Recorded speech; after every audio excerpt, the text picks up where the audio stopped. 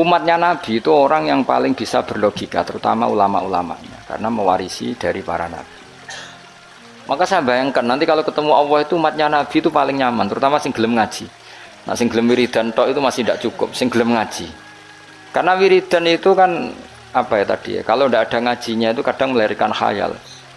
Makanya ulama dulu itu nggak boleh muridnya wiridan sebelum ngaji, karena apa, ilmu itu dimulai dari nazar. Nazar itu berpikir, baru bisa menentukan Tuhan. Makanya awal wajib manusia itu kuling dzuru madza fis samawati wal ard. Kamu harus berpikir. Setelah berpikir makrifat, setelah makrifat baru ilmu. Disebut fa'lam annahu la ilaha illallah. Baru bakas istighfar, wastaghfir dzambika. Istighfar kamu sah itu setelah tauhidnya benar. Nanti orang masuk surga itu berkelompok, orang masuk neraka juga napa? Berkelompok. Dadi wasiqal ladzina taqaw rabbahum ilal jannati napa? Sumara. Terus wasiqal ladzina kafaru napa? Wasiqal ladzina taqaw rabbahum ilal jannati Sumara, wasiqal ladzina kafaru ila jahannam napa? Sumara. Sama-sama kita ini kelompok. Nah, kemudian kelompok itu ya ada sisi positifnya, yaitu rapati wedi mergo bareng-bareng. Nah, sisi negatifnya itu berkategori, napa? Berkategori. Jadi misalnya ini cerita-cerita ning dunia wali. Ketika kita iman tuh kategorinya wong iman apa wong kafir? Wong iman. Kategori itu status. Sehingga apapun faseknya kita karena iman tetap diletakkan bareng wong sing iman. Itu dulu ukurannya. Yang kafir apapun soleh sosialnya tetap dikategorikan orang apa? Kafir. Apapun soleh sosialnya. Kemudian di internal kategorisasi itu, misalnya sama-sama mukmin, terus ada yang mukmin fasik, mukmin soleh, setengah soleh, mukmin gaduh-gaduh, ya supaya ada semacam-macam lah, umat Islam atau Islam sing kumat. Tapi itu tetap berkategori apa? Mukmin. Sampean harus percaya itu. Nah, terus ngendikane pangeran yaumanad ukulla unasim bi imamihim. Kemudian manusia itu tak panggil sesuai status itu, kemudian tak panggil pemimpinnya. Nah, di sini ulama ahli sunnah berpendapat, makanya orang itu harus punya imamul madhab, imam dia yang diikuti dalam apa? Bermadhab, karena nanti yang bertanggung jawab itu imamnya. Jadi kemana masyhur guru yang nane Ki Bisri Abe Mbah Mus. Enak ditakoki pangeran rombongan. Takoki ketuane napa? Ketuane. Itu sebetulnya bukan guyonannya Ki Bisri, itu guyonan dari Syekhona Khalil. Masyhur itu dulu Syekhona Khalil Bangkalan itu gurunya Mbah Hasyim Asy'ari itu. Itu kalau nalkin mayit sing wis matek ning kuburan itu. Ya ji aku sibuk ape mulang, pokoke nek ditakoki mending ngenteni aku. Jadi nek ditakoki pangeran. Itu kayaknya bisa ditiru itu talqin apa? Jadi misalnya kowe kan nak mati tapi aja mati sik kan ora. Ya teng kreting nek ditakoki mending ngenteni Gus Pak ketuane. Dan dengan aku mati takoki pangeran yang mending ngenteni ketuaku. Misalnya Mbah Mun ngenteni ketuane sampai tok Kanjeng Nabi. Pas tok Kanjeng Nabi mungkar nangkir serawani. Jadi itu tak warai ya jadi. Nah, tapi nak kowe ra bakat keramat, mending ngono wis dijiotosi. Mergo dijiotosi karena dianggap itu. Nah, kula pun punya sekian cara untuk mengalahkan malaikat itu. Jadi sampean bisa neriru ijazah saya. Tapi itu syaratnya ngalim agak berat. Itu ada kiai ditanya, "Marabbuka?" Itu jawabnya lucu. Sing mulang tauhid ning donya iku aku. Kowe ora tau mulang malah takok. Maksudnya saya ini guru tauhid apa? Nah, aku itu semuanya lagi Datul Awam. Ini saya nanti baca Jawharatul Tauhid. Karangannya Ibrahim Al-Laqani yang nyarai Mbah Mun karena untuk tadi untuk jawab malaikat. Guru tauhid sih takoki marabbuka supaya punya peradaban. Malaikat itu punya peradaban. Masuk guru tauhid ditakoki apa? Marabbuka. Itu sudah saya niatkan. Sudah itu. Kamu nggak boleh mengingkari keramatnya para wali karena setelah mukjizat itu adanya keramat kayak Sayyidah Maryam. Makanya menurut mazhab Ahlussunnah Kita harus diantara yang harus kamu imani adalah adanya keramat. Keramat itu di bawah mukjizat. Kalau mukjizat milik Nabi, kalau keramat milik para wah. Contoh paling gampang itu Maryam. Maryam itu nggak mungkin Nabi karena syaratnya Nabi harus lelaki. Tapi beliau punya keramat yang bahkan Nabi Zakaria itu ngakui keramatnya Maryam. Anna lagi hada qalat huwa min indillah. Karena Maryam itu selalu dapat makanan yang tidak wajar. Dan itu disebut keramat karena Maryam tidak mungkin berstatus apa? Nabi karena beliau perempuan. Semua nabi adalah laki-laki. Sama ndak usah protes secara gender. Kenapa nggak boleh perempuan jadi nabi? Ya malah ribet. Pas ngaji suwi ku kayak delok raine apa ngaji kan ora jelas. Karena nggak mungkin nabi terus nggak cantik, nggak boleh. Nabi jelek itu nggak boleh. Semua nabi kalau cowok ya ganteng. Andai kan perempuan ada nabi juga harus cantik. Wah itu pak terus piye nak ngaji. Terus nak dibojo. Sing wedok lurah, sing lanang kan Pak lurah. Sing wedok nabi, sing lanang mempanjang lah itu bisa itu.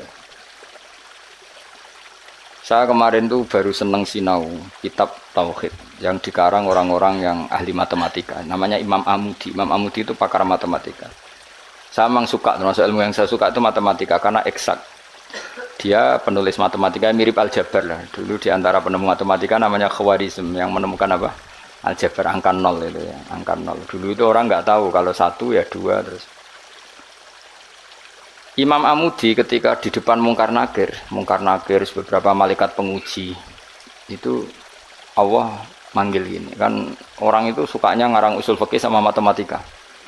Sampai muridnya curiga ini masuk surga enggak guru saya itu karena nggak pernah ngajar tasawuf, nggak pernah torekoan, nggak tahu mujahadan itu semuanya dia itu. Kalau saya mlebu swarga kan wis pantes mulangi tafsir. Kan mosok guru tafsir mlebu neraka kaya iku. Kaya iku ora pantes itu lho. Nak muridé pantes guru. Gurune iku kaya ora pantes. Mosok guru tafsir ya nak mungkin, tapi kayaknya enggak lah. Maksudnya itu kalau sama-sama mungkin yang mlebu swarga juga mungkin. Ngapain milih mungkin yang neraka kurang penggawean tapi muridnya juga bisa ya ora pantes lho ben rokok ora pantes. Kok terus cilik ati gitu. Tapi luwih ora pantes iku gurune. Ternyata Allah itu suka dan ini menurut saya sesuai hadis-hadis sahih meskipun tidak konteks ini. Saya ulang lagi. Allah itu lebih bangga dengan kita ketimbang dengan malaikat. Karena malaikat itu ada normalnya ya. Masyhur itu kata Allah, saya ini bangga dengan hamba-hamba saya. Terus kata malaikat dengan kita ya Allah karena iman kita ini orisinil melihat engkau langsung ndak bangkune kira iman wong ning ngarepku kowe roh kekuatanku roh aras roh kursi roh alam malakut alam jabarut. Lalu siapa? Ya para nabi. Ya nabi tentu hebat wong dia dapat wahyu dari saya. Tapi yaitu orang-orang yang enggak jelas kayak sampean ini, orang-orang yang enggak jelas. Tapi iman sama saya padahal ya enggak ngerti saya. Kok sampean kan ngerti Allah ya ora, ngerti Nabi ya ora, ngerti swarga ya ora, ngerti neraka ora. Tapi wedine neraka iku nganti nangis, ya Allah, jangan sampai saya masuk neraka. Guayane iku koyo paham. Jadi ini yang dibanggakan Allah. Kalau malaikat sama Nabi itu kan normal. Ya tentu Allah sangat bangga karena tapi kan ada unsur normalnya, apa? Nah, tapi ada orang yang cara melihat Allah itu dengan ilmu matematika. Imam Amudi itu akhirnya dipanggil Allah ketika muridnya mimpi itu. Lalu engkau di mana guru? Allah perlakuan kepada engkau gimana? Penggaweannya mau ngomong matematika. Jadi dia itu guru matematika. Tapi mulang usul fikih. Tapi dulu guru itu enggak digaji, itu enggak PNS, enggak ya guru saja. Ikhlas. Karena enggak ingin umatnya Nabi bodoh. Nah, gue kan enggak ingin kamu miskin terus mulang karena. Jadi itu beda sekali. Jadi dulu itu di mana-mana dulu guru ora rido nak umat Kanjeng Nabi bodoh. Kayak kula niki guru tenan, ora rido nak umat Nabi bodoh. Nak kowe kan gak mulang mergo ora rido nak kowe miskin. Akhirnya golek sing gaji, nak gajine kurang ya pindah. Soale iku ora guru iku. Iku pekerja napa? Tapi ya apik lah timbang nyolong. Ya tapi ya ndak kelasnya guru. Maksudnya guru itu ya orang yang selalu mengajar itu guru, jadi gaji maupun tidak gaji itu. Kalau itu profesi, apa? Tapi ya baik. Imam Amudi itu ngipi muridnya tuh ngipi itu Malaikat dikumpulkan sama Allah. Terus ditanya sama Allah, ya Amudi, kamu kok tahu kalau saya Tuhan? Dan kenapa kamu tahu kalau saya satu? Wahid itu satu. Kan tadi Allah mengingatkan saya ini Al-Wahidul Qahar, zat satu. Dari Imam Amudi, ya malaikat Allah, hei para malaikat, kamu harus belajar matematika. Malaikat diam semua, karena asing kan. Matematika itu asing. Ini betul, ini kisah wali. Sampean kan gak wali, jadi rara ceritanya. Ini ada di kitab-kitab dan semua wali pasti tahu cerita itu. Kalau ndak ya ndak wali atau wali amatir baru latihan. Ya malaikat Allah, para malaikat, nisbatus naini ilal wahid wasalis warrobe iku kanisbatis naini ilal wahid. Wal wahid la nisbatalah fa innahu aslun. Pokoke kowe nak gawe angka iku mesti siji loro. Satu dulu. Setelah satu ada dua, ada tiga, ada 4 sampai 5. Jadi fanis batul khamsah ilal wahid awisnaini ilal wahid awisalas ilal wahid kullun ala haddin sawa. Kamane jenenge angka itu satu dulu. Ana 5 ya ko 4, 4 ko 3, 3 ko 2, 2 ko 1. Jadi gak mungkin farul wujud ilama la nihayatallah itu sepadha wae kok kanis batisna ini ilal wahid. Mbok mau judat itu jumlah miliatan tetap farul wahid, cabang dari angka 1. Malaikat ora ono sujab kabeh, pinter tenan kowe. Bar sawas wenang yo iku jenenge ulamaku. Jadi matematika wae dadi tauhid. Akhire Allah ngendikan, ngono kok ape mbok takoki marbuka. Ya rek. Lan aku direncana maca usul fikih karangane Imam Amudi. Tanggung nglawan malaikat mau sing nglawan malaikat. Nah nganti ditakoki, aku guru apa? Tauhid. Aku lah zaman sekolah teng MGS madrasah sarang, madrasah Babai Lukman. Iku anggere ana bocah pelajaran tauhid untuk papat. Wah, iku gak ahli swarga.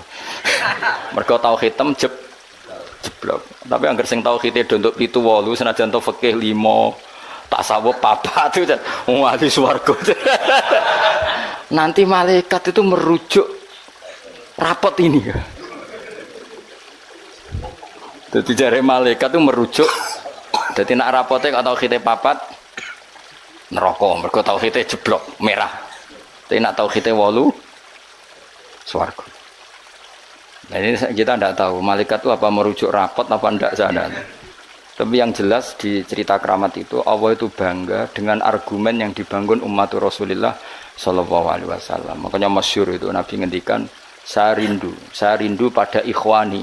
Ikhwani itu teman. Terus sahabat pada ngendikan alasna ikhwanaka ya Rasulullah, bukankah kita ini temanmu?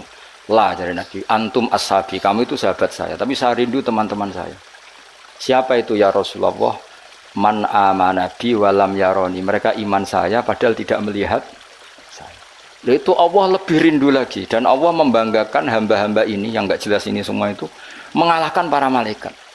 Tentu dalam konteks itu, karena malaikat ketika iman, kowe wajar iman, memang kamu tahu saya. Tapi umatnya Muhammad sudah tidak ditunggoni Muhammad, tidak ditunggoni kekasih saya, tapi tetap iman pada saya. Lalu dengan cara apa? Dengan cara akalnya masing, termasuk yang ahli matematika. Nisbatus naini ilal wahid wassalasa wal khamsah, semuanya sama, farul wahid. Fal wahid wal aslu wa ghairul wahid farul asli. Fal kullu minal wahid. Malaikat harus merungokno itu. Karena semua angka mesti dimulai dari satu. Ya wis. Akhirnya malaikat ya seangka cek miliatan wis makhluk cek jumlahe miliatan ratusan miliar gak ono ngaruhe tetep itu kabeh farul wahid dimulai dari al wahid. Karena dia ahli matematika, dia berargumentasi tadi nisbatul isnen sampai salasah kabeh iku ning nisbate ning siji iku cabange. Maksudnya iku asal usule tetep siji. Mulane banyak ulama anak gawe mbah guyonan mbok tenan tapi ya rodok tenan tapi rodok tenan artine ya coba imani tapi kudu mbok imani. Iku nak darani Quran dikumpulno ning Fatihah, Fatihah dikumpulno apa? Ning bismillah, bismillah dikumpulno ning ba. Ba iku mergo dadi nuqtatil wujud. Dadi ku ketok nak Quran minallah nggih. Nuqtatil wujud, titik wujud. Kowe gawe gambar serumit apapun mesti dimulai dari satu titik. Misalnya kayak gambar apa lah Gambar pesawat ceblok, cek buta, cek gambar rogen keriting misalnya, tetap dimulai dari titik. Nah titik ini disebut nuqtatil wujud, apa? Nuqtatil wujud. Maka ba itu disingkat oleh ulama bi, kata ulama bi kana makana wa bi yakunu ma yakun. Jadi bi sebab ingsun, kana makana karena saya, sesuatu yang terjadi ya terjadi, yang wujud ya wujud. Wa bi yakunu ma yakun, dan karena saya juga sesuatu yang akan wujud nanti akan, berarti ba adalah nuqtatil wujud, awal daripada wujud. Tentu maksudnya adalah Allah Subhanahu wa taala. Allah ini nuqtatil wujud. Nah, kenapa kita butuh angka 1 bukan angka 0? Karena 0 itu di matematika itu adamiyah. Sesuatu yang enggak ada kalau di depan. Kalau di belakang enggak apa-apa, dihilangkan. Tapi kalau di depan enggak bisa.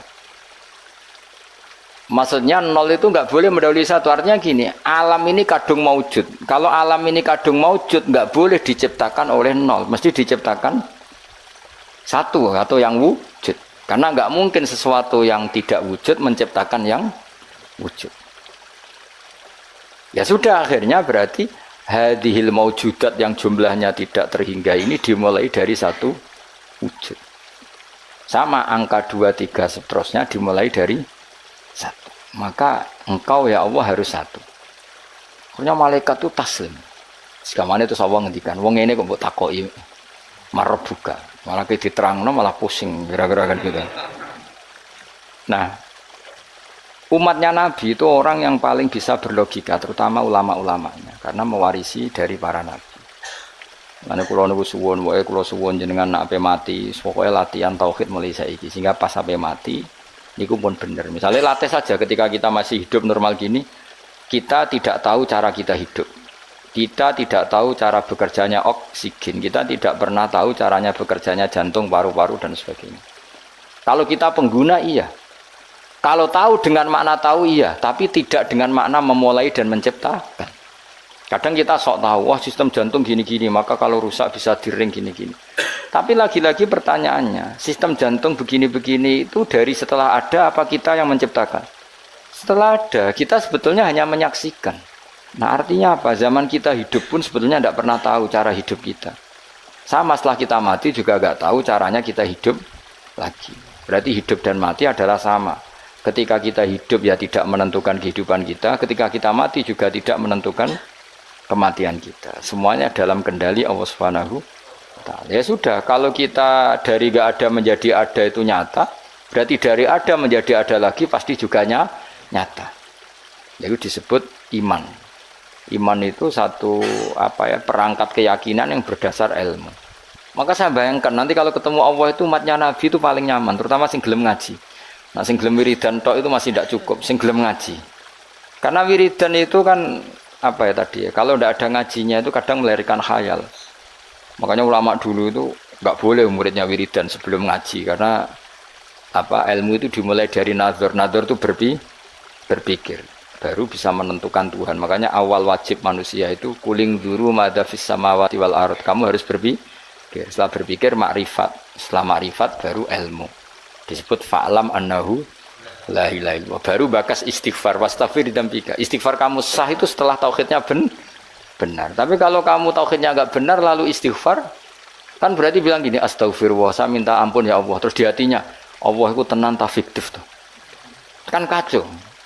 Sah kamu istighfar setelah memastikan Allah adalah wajibil wujud. Jadi tetap semua itu ba'dal ilm. Makanya fa'lam annahu la ilaha illallah baru wastaghfir, baru minta istighfar. Karena istighfar itu tidak sah sebelum benarnya kalimat tauhid yang bil ilmi dengan termasuk tadi tes-tesannya Imam Amudi di depan Allah Subhanahu wa taala.